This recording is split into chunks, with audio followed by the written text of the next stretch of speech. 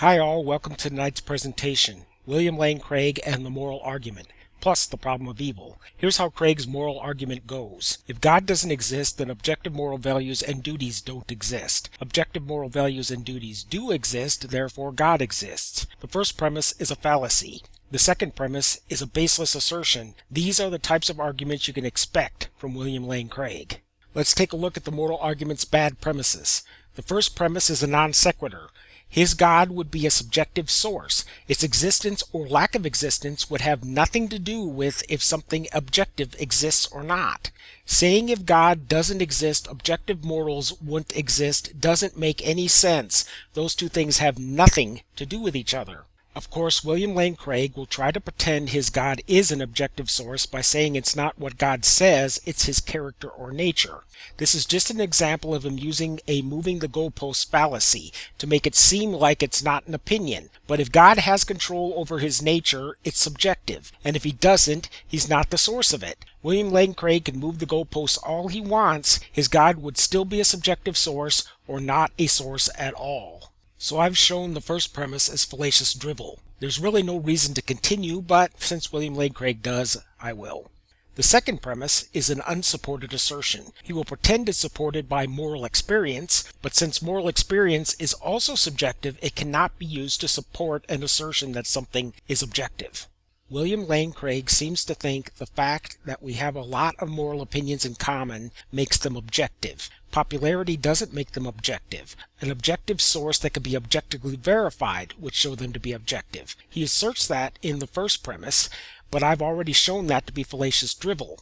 Want an explanation as to why we share so many moral values? Perhaps it's because we are the same species. We have similar or same likes and dislikes. A social species with empathy and reason. Empathy and reason dictate morality. We don't want to be harmed. Empathy lets us envision other people's desire to not be harmed. Reason says if you don't want others to harm you, then you ought not to harm others. Not hard to see that subjective morals in a population of a social species with similar likes and dislikes and empathy could have wide agreement. What can we conclude from this? Two highly flawed premises make an unsound argument. Unsound arguments prove nothing except the dishonesty of the person that uses them to try to deceive others. The funny thing is, if morals were objective and matched our modern moral experience, they would show that the Bible's God is objectively immoral. You would think that William Lane Craig wouldn't want them to be objective, with his God's reported behaviors being so evil. Let's move on to the problem of evil and suffering. An all-knowing God would know how to create a world without evil and suffering. An all-powerful God would be able to create a world without evil and suffering. An all-loving God would not be willing to create a world with evil and suffering. All three of these are by definition and the law of non-contradiction. The Christian God is said to be all-knowing, all-powerful, and all-loving. That's a theist assertion. Evil and suffering exists in this world. That's an observed fact. So unless Christians are wrong that their God is all-knowing, all-powerful, and all-loving, then their God is logically impossible and therefore doesn't exist. William Lane Craig addresses this by pretending being all good and allowing evil and suffering are not contradictory. He asserts the nonsense that an all-good God could have good, that is morally sufficient, reasons to allow suffering. That assertion is ridiculous because of the following four reasons. 1. It makes the statement that God is all good no longer falsifiable and therefore drivel.